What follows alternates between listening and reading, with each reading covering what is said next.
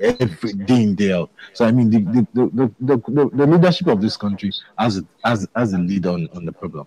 Let's hold on. We'll get back to you on that. But Anekeme, let me come back to you now. Do you think the leadership of the country has a lead on the problem, as Milero is alleging? I think first and foremost, Victor, we must understand the power that resides in the office of the president.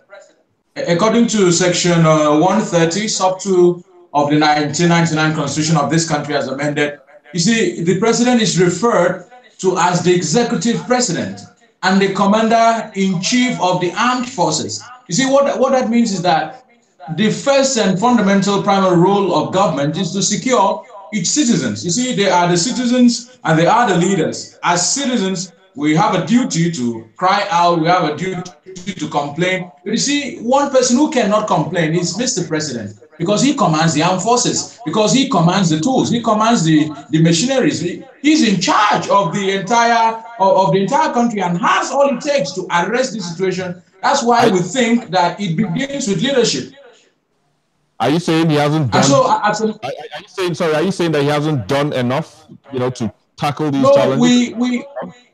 What we're saying as Nigerians is that from the current spate of killings in the country, from the recurring decimal of incessant killings in the country, that it is very obvious that it appears something is wrong. For instance, there are very clear examples to show. Mr. President went to Benue State and said clearly that he had instructed the Inspector General of Police to relocate to Benue and that he disobeyed those orders. And as Nigerians, we also waited quite patiently to see the actions that would be taken in that regard. And I tell you, my brother, we're still waiting. The waiting game is going on. And again, a few weeks after, worshippers were worshiping at the Catholic Church in Benue, and then this gunman brought them down. Not because the Reverend Father who died, one of them, had actually posted on Twitter that these men are still around. He virtually cried for help, called on the security agencies to come in, but that didn't happen. What can citizens do other than cry out, be proactive, call on government? And it rests within government to now take proactive steps. And so as citizens, our role is to be proactive, is to watch out for danger, is to alert the authorities when it comes, but on the part of the authority, they must do that which ought to be done. And so as long as the killings continue, there is only one person who must take responsibility, because he's president, because he's the executive president, because he's commander-in-chief of the armed forces. But we understand the peculiar situation that a whole lot of factors are involved. But we are saying that much more must be done, and it must be seen to be done. Let me just hold you. Let me just hold you on for a bit. Let me come to you. I mean, it's been a long talk, by Anekeme, talking about how the president needs to, step up his game, to secure the lives and property of Nigerians. Do you think he has done so much in that regard? Well, the issue is, as a leader, of course, you must be accountable to your people. And as far as the internal security of this country is concerned, of course, the bulk lies in the table of the president. But in the past, we are used to having a president who complains all the time. But in the case of President Buhari, this man has been doing his job, you understand. He has been focused to do his job. He has been, you understand, meeting with the security agencies, making sure they do what they are supposed to do. Security situation, most especially the one in the North Central, the one in Benue, is like a delicate situation. It's not something that started during the administration of President Buhari. It predates his administration. It's something that has been happening, you understand. Sorry to cut you short, again, but when you look at the campaign promises of the president, security was one of the reasons, one of the things he campaigned for. He promised about security. He talked about leading from the front.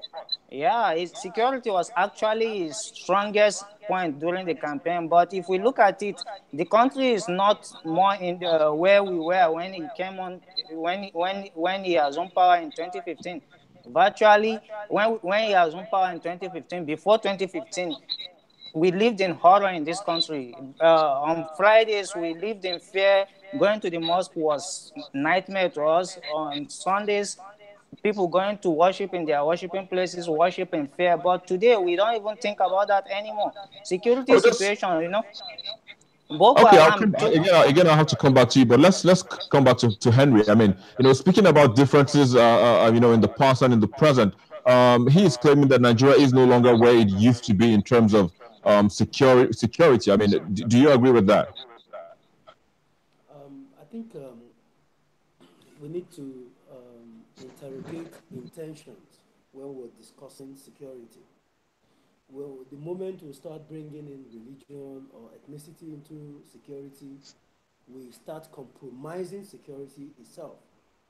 For What anyone do you to mean by say that? today, what I mean is, for anyone today to say that Nigeria is more secure than it was a few years ago, the person definitely is not living within the borders of this country.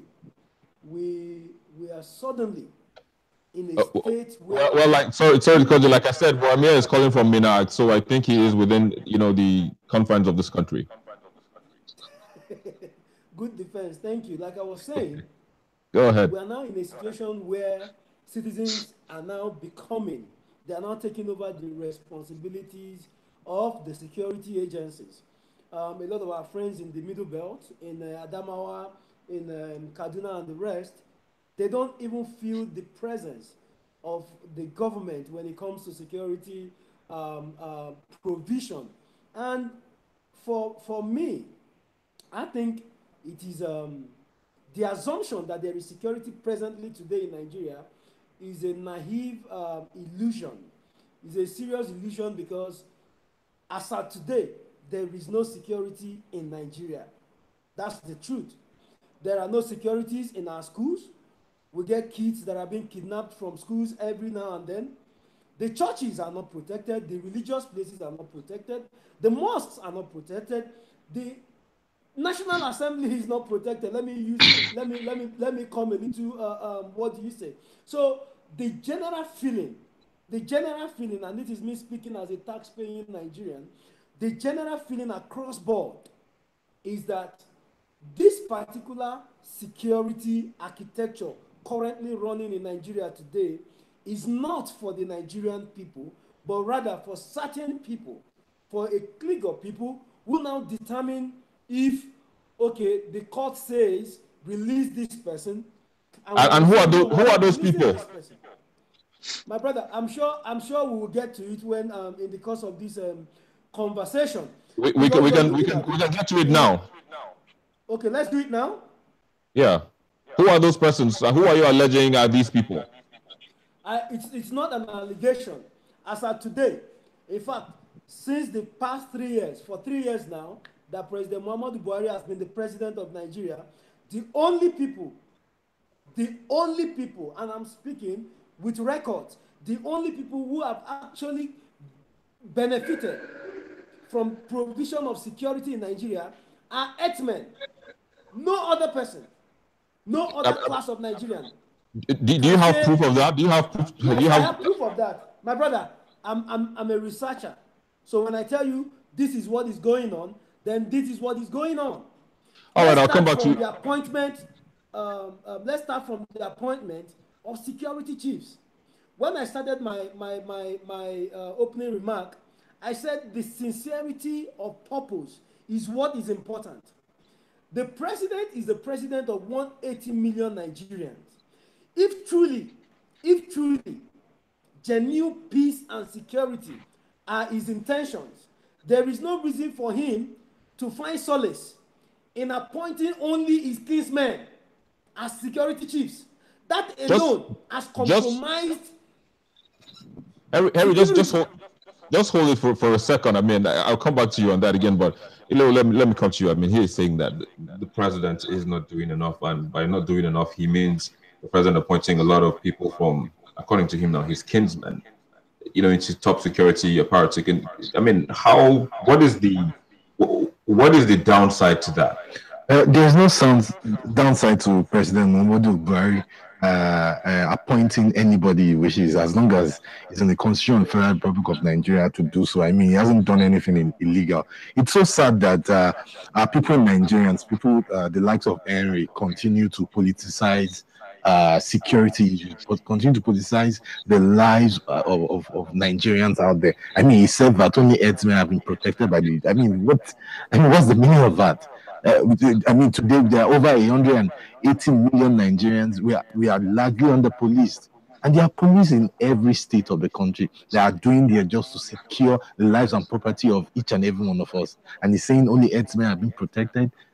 For in fact, do we all know that all of these things are still allegations? That it hasn't been proven. Just yesterday, the Nigerian police was arrested 56 bandits, for the killings in Baningwari, and a few days ago, Inspector General's escort team also arrested gun runners in Benue.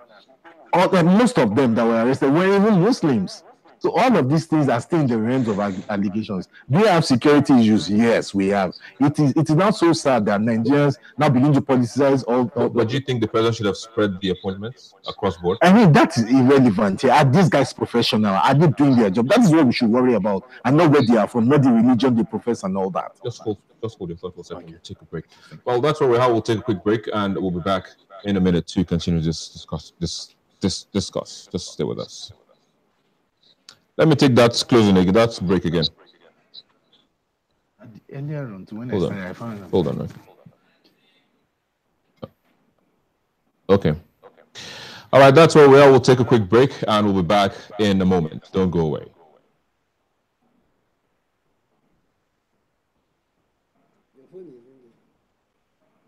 Hold on.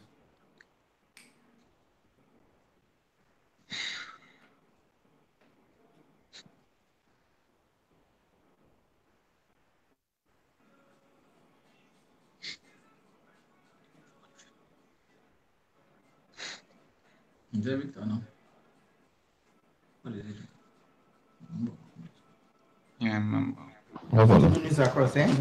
Okay, hello, Henry. Yes. Hello. Yes, I'm with you. Hello. I can hear you. Go ahead. Okay, all right. Please, we'll have to reconvene at 3:30 or at 3:25. 3:25. Yeah, please. Victor, any challenge? Yeah. We have to use the studio for another program, a live program actually. So we'll come back at 3:25. Is that okay? Wow. Yeah, please. I hope I can make it. No problem.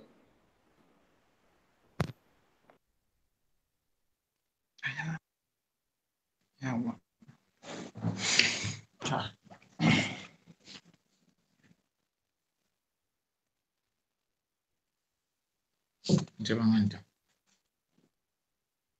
But the picture came out well.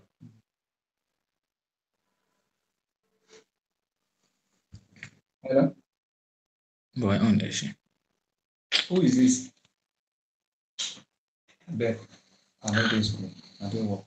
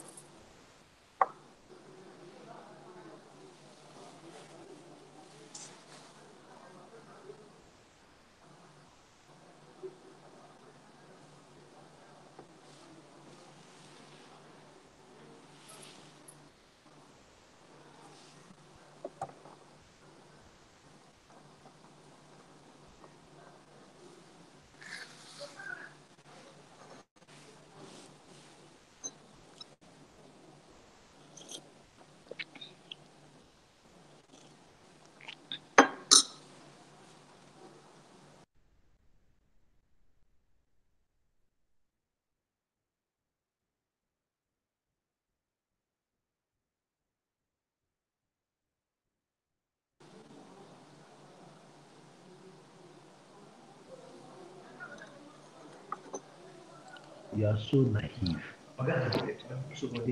You think that you are so naive.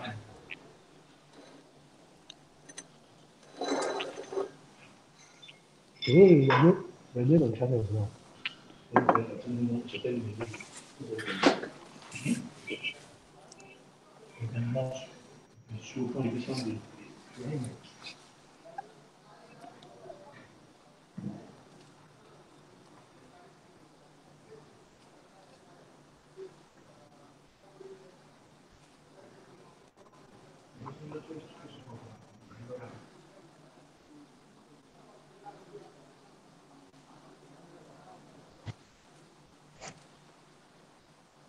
Times very confusing. Who is the presidency? And that's why we go first.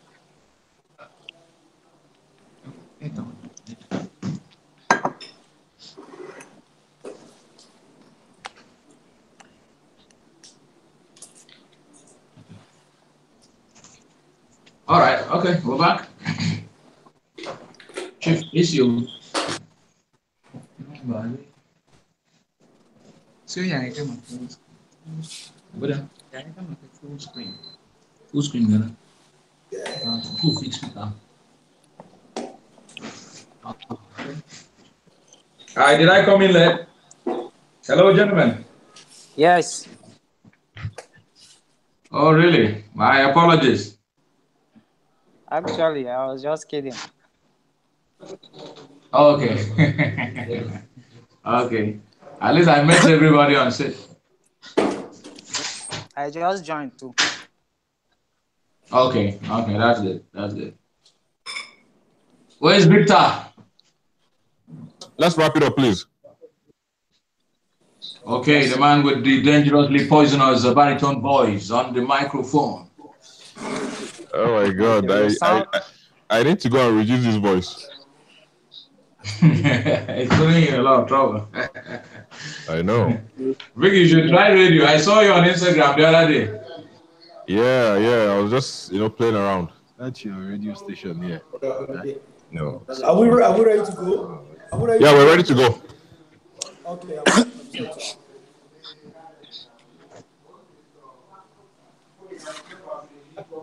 Yeah, it's plugged. Victor, am I standing well? Am I sitting well? I can't hear me. Yeah, it's plugged, but I can't hear them. You can't hear us? Okay, Anekeme, please, can you sit properly? Absolutely. All right, great. Yeah, I can hear them. Okay.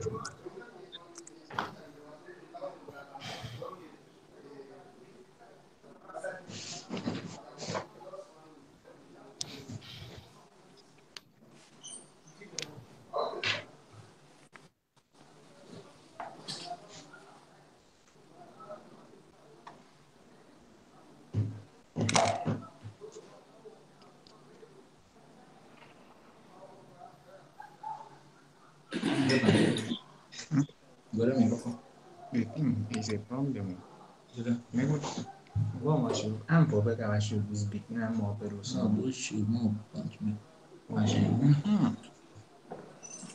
I can do the head. One way. And Skype did this now. Yeah. Tell us Skype on this. No. Well, Skype the clear pass. That's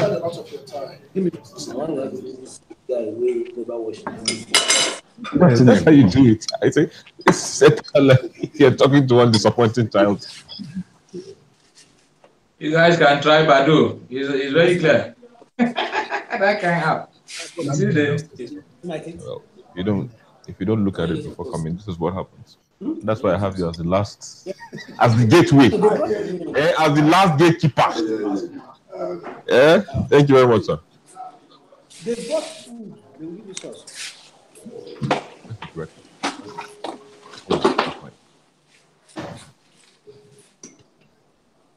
Which one is this Skype again now?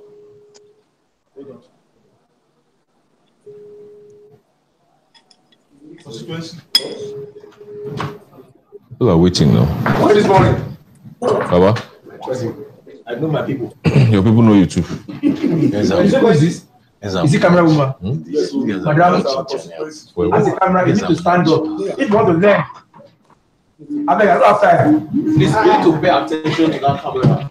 I don't know where is that? How to say? Yes, man. Yeah. Yes, it's dropping. Sorry, I'm just here all your things.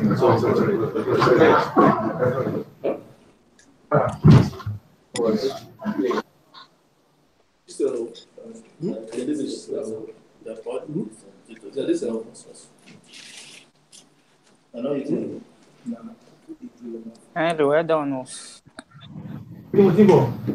Àwọn chọ́ọ̀chì kan máa ní lójú ṣọ́ ọmọ ìpín chọ́ọ̀chì yẹn.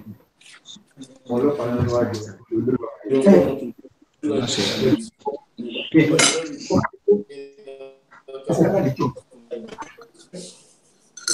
And they keep 4 people.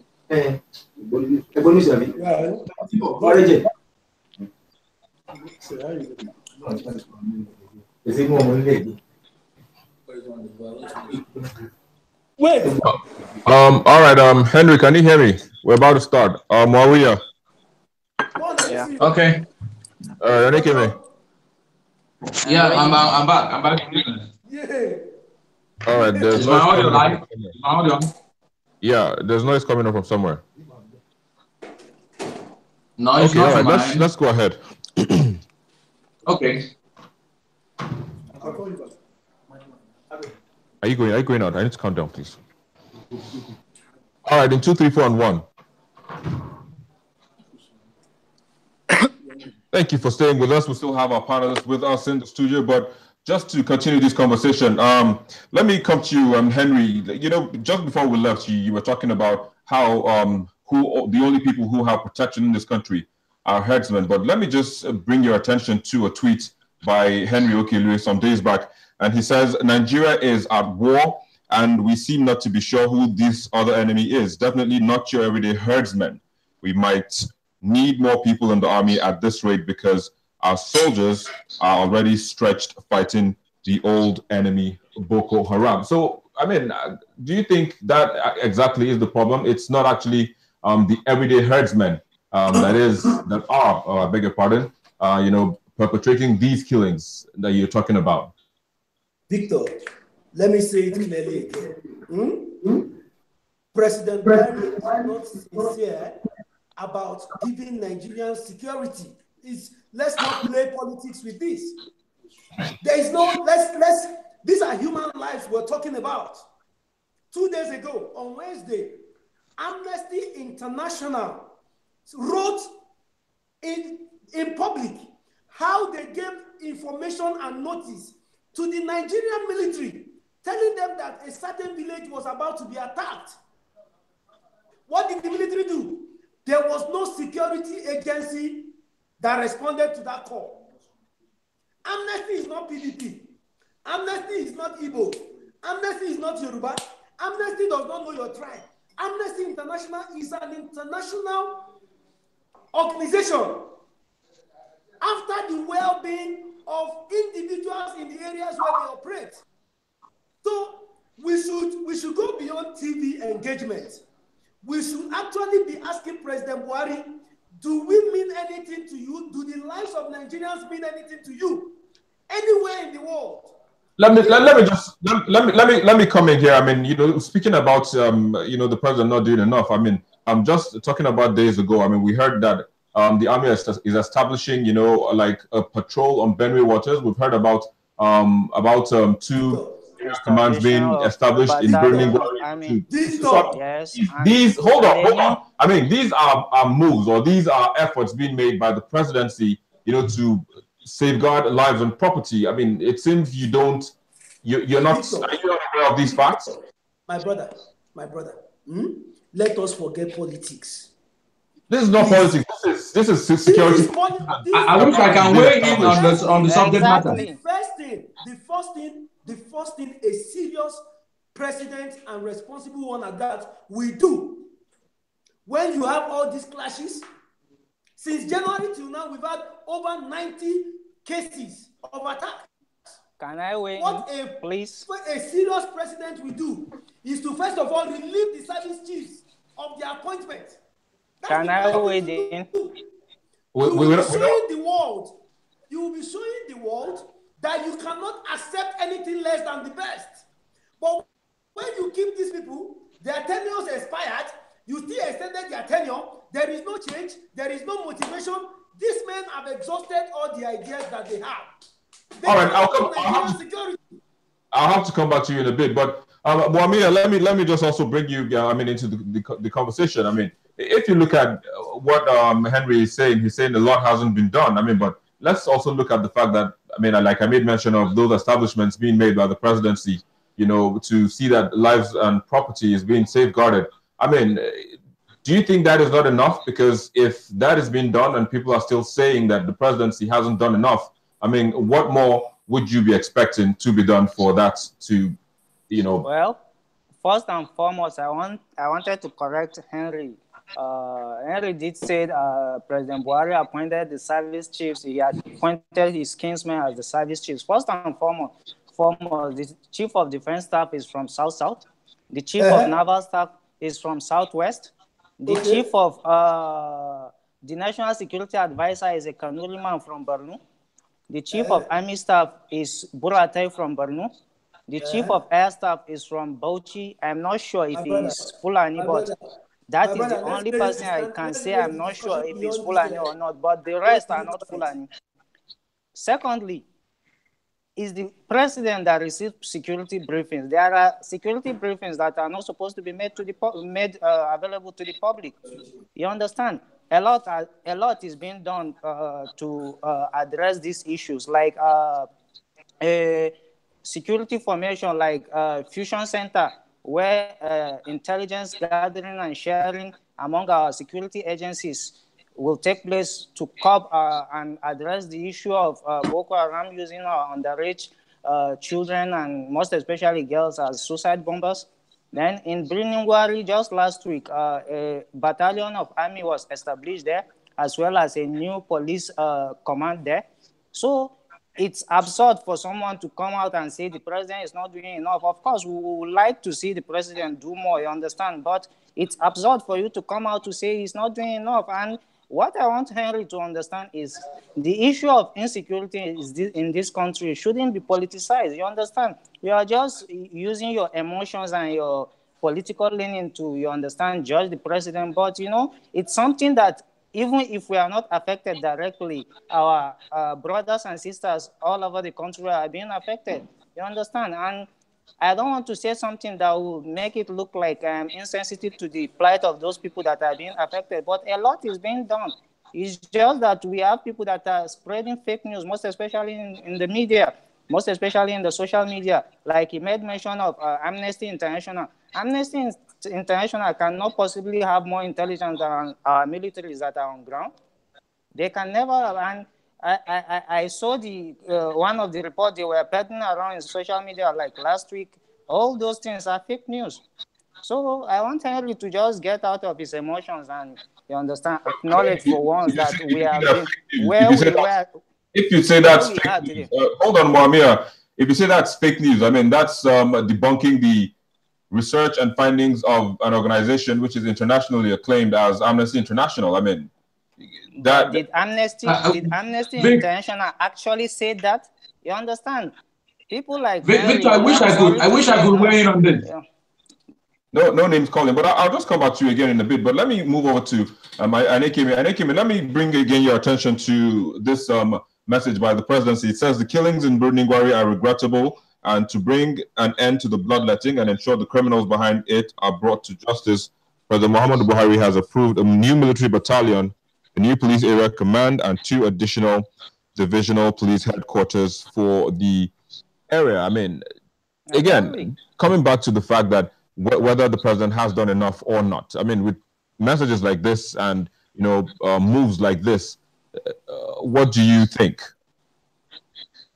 Yeah, very well. I've listened very carefully, religiously to my brothers who have made their very kind contributions to Henry. And I must say very emphatically, the issues concerning security is bigger than the discussions on this program, whether it is Henry making his own points or any one of us. We must understand that first and foremost, security cannot be discussed in details and very deeply on national television.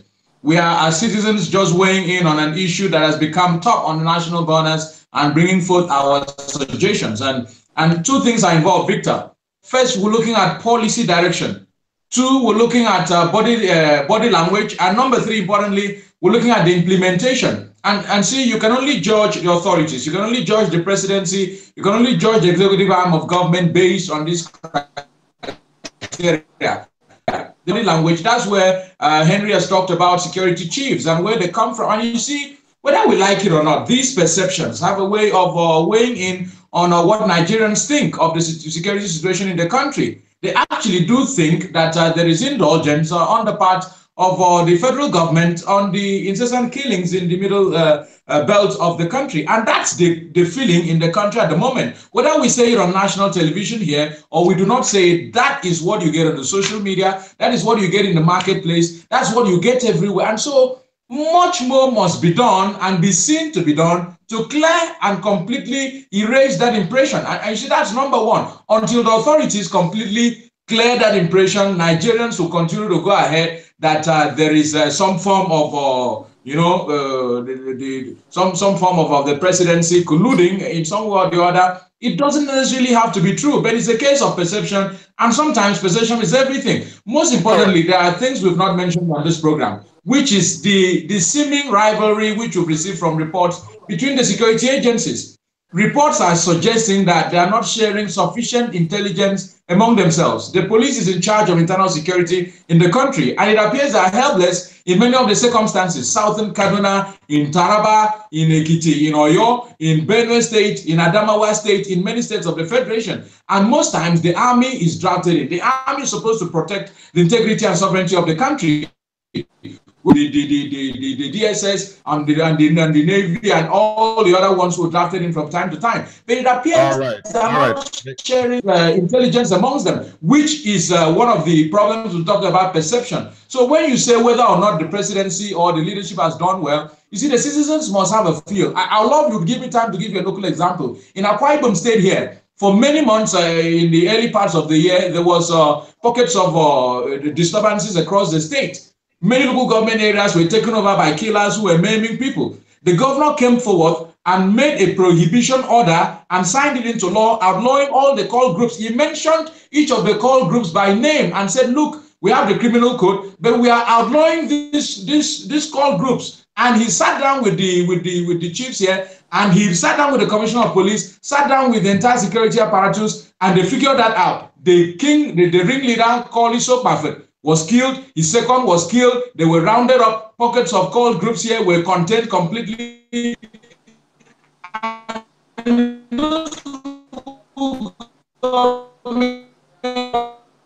I'm afraid we're finding it difficult to hear you. I think your internet is putting us under. I mean, this we are not we're having at the moment. But I would have to say that thank you for joining us on the program. And Ekeme Finba, he joined us from Uyo. That's in Akwa Ibom State, as well as Muamia. Thank you very much, from Mina in Niger State. Thank you as well for joining us on the program, as well as Henry Waz Rahu, who joins us from Abuja, Nigeria's Federal Capital Territory. Thanks to you all for joining us on the program. Thank you very much, Victor. It was our pleasure. You're well welcome. But let me just come back to you now quickly to wrap up this conversation. He talked about perception. He talked about body language. He talked about, implementing policies that will bring these killings to an end. I mean, how do you respond to that? For me, much more than perception, I think I care about the truth. A lot of your guests this afternoon have spoken things that are untrue, that are not based on facts and figures. Someone mentioned the fact that President Muhammadu Buhari appointed all of his kinsmen. Of course, that's a lie. I mean, 3 of the 6 service chiefs are from the South. Let's just perception. Implementing policies and all of that. I think Wamia has actually talked about the service chiefs and all of that. So let's just look at that in wrapping up. Yeah, in the area of perception, I think the media has a lot of work to do. You guys shape narrative and the narrative the media will shape is the narrative it gets, or it's based on what is being done. Yes, and what is being done in Nigeria today, someone mentioned again the other time that there is no synergy. I watched on Channels TV yesterday, Nigerian police force and the Nigerian army, they had a joint operation and they killed some alleged, no, they didn't even call them herdsmen, they called them militia men. You know, they killed them in Benue, and a lot of weapons was also recovered. So the truth is, the government is working to secure the lives and property of Nigerians in this country. The APC government of President Muhammadu Buhari is doing all that it is in its best, you know, to guide the lives and property of Nigerians. I know that it may be tough. Security is something that is quite challenging, but they are working to solve these issues. That is the narrative and perspective Nigerians should hold on to. Well, thank you for joining us on the program. Let's hope that that narrative and perspective will, you know, at the end result to an end to all the killings and security threats in the country. Well, that's where we are. We'll take a break and we'll be back with the most viewed videos on our YouTube channel. But we'd also like to remind you that the views expressed here and is not in any way that of Channel TV, but that of those who expressed it. Please stay with us.